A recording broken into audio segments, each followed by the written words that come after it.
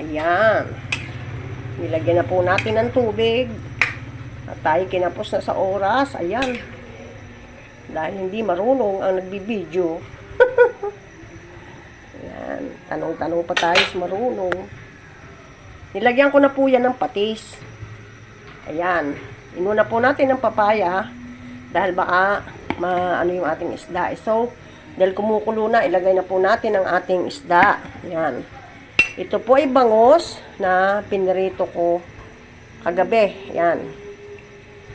Isang pirasong bangus. Pinirito kagabi.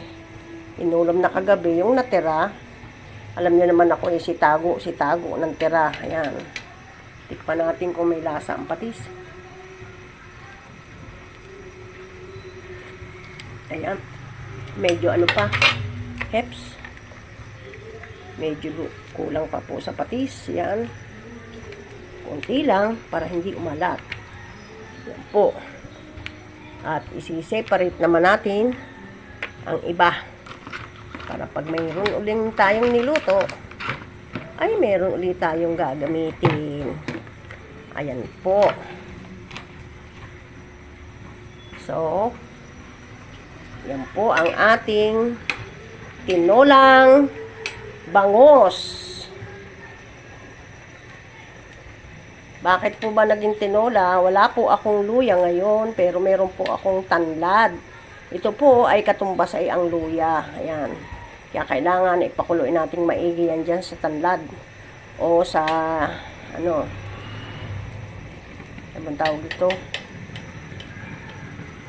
Yellow grass ba? Ayan. Ayan. Okay na ang timpla ng ano. Lagyan lang natin ng paminta. Ano po. Medyo na ano yung ano natin. Ayan.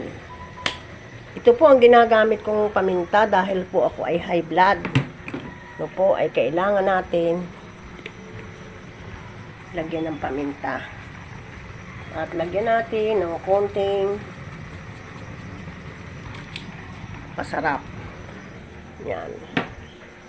Ngayon, ito po ay pwede na nating hanguin dahil luto na yan.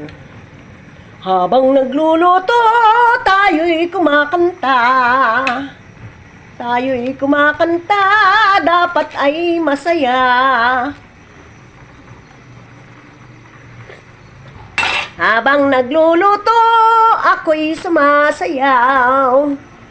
Thank you po.